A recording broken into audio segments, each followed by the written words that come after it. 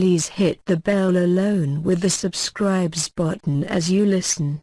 Kenneth Colin Bland was born on the 5th of April 1938 and died on the 14th of April 2018. He was a Rhodesian cricketer who played in 21 tests for South Africa in the 1960s. Bland was educated at Milton High School. He made his first-class debut for Rhodesia as a schoolboy against Peter May's English team in 1956-57 and went on to represent them 55 times from 1956 to 1968. He later played for the South African provincial sides Eastern Province and Orange Free State. A tall and elegant right-handed batsman, Bland broke into the South African Test team in 1961, and was a regular until 1966-67.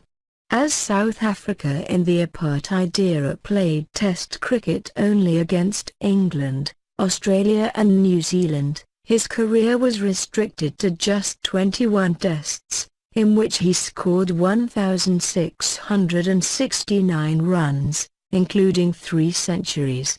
His highest Test score came in the second Test against England at Johannesburg in 1964-65. South Africa followed on 214 behind, and was 109 for 4 in the second innings when Bland came in and hit 144 not out in just over 4 hours to save the match.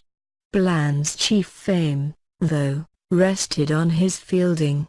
By common consent the finest cover fieldsman of his time, and rated by some as the finest ever, he was able to turn the course of whole matches.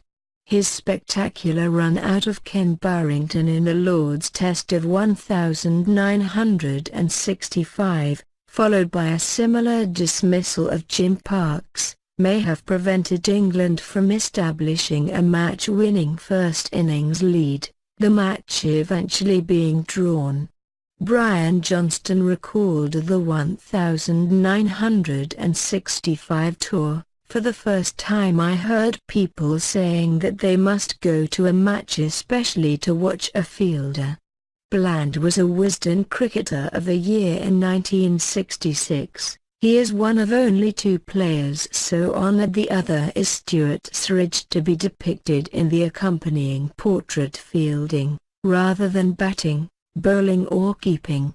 When Wisden asked Peter van der Merwe in 1999 to name the 5 outstanding cricketers of the 20th century, he included Colin Bland, saying, "He revolutionized the attitude to fielding, and set a standard not yet equaled." Bland retired from Test cricket after injury forced him out of the side after the first Test in 1966-67. He continued to play first-class cricket in South Africa until the 1973-74 season. He died at 80 years old.